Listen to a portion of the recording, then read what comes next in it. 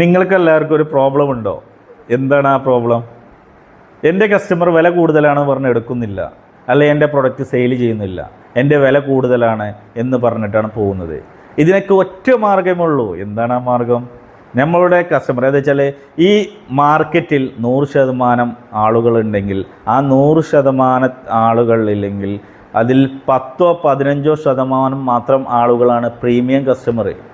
ഈ premium customer എന്ന് വെച്ചാൽ അവർക്ക് വില പ്രശ്നമില്ല, എന്ത് പ്രൈസായാലും അവരെടുക്കും. ആ പ്രൊഡക്റ്റിൻ്റെ ക്വാളിറ്റി, അതിൻ്റെ ബെനിഫിറ്റൊക്കെ കൂടുതൽ മാത്രമേ അവർ അതെടുക്കുള്ളൂ.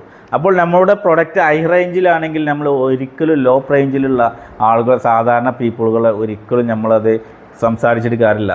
നമ്മളുടെ പ്രൊഡക്റ്റ് പ്രീമിയം ആണെങ്കിൽ ആ പ്രീമിയം അത് വെച്ചാൽ ഹൈ ക്ലാസ്സുള്ള കസ്റ്റമറോട് മാത്രം സംസാരിക്കുക.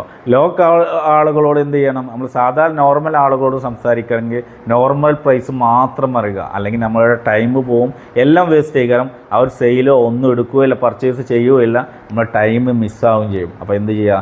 എല്ലാവരും അവരുടെ പ്രൊഡക്റ്റ്, അത് ചില കമ്പനികൾക്കൊക്കെ വെച്ചാൽ മീഡിയം ഇതിൽ, ലോയിൽ ഇതിൽ, ഹൈയിൽ, പ്രീമിയം പറഞ്ഞാൽ കാറ്റഗറി ഉണ്ടാവും. ഇപ്പോൾ നമുക്കൊരു ഉദാഹരണം വെച്ചാൽ നട്ട്സ് എന്തെങ്കിലും എടുക്കുകയാണെങ്കിൽ ആ നട്ട്സ് തന്നെ പല വിധത്തിലുണ്ടാവും.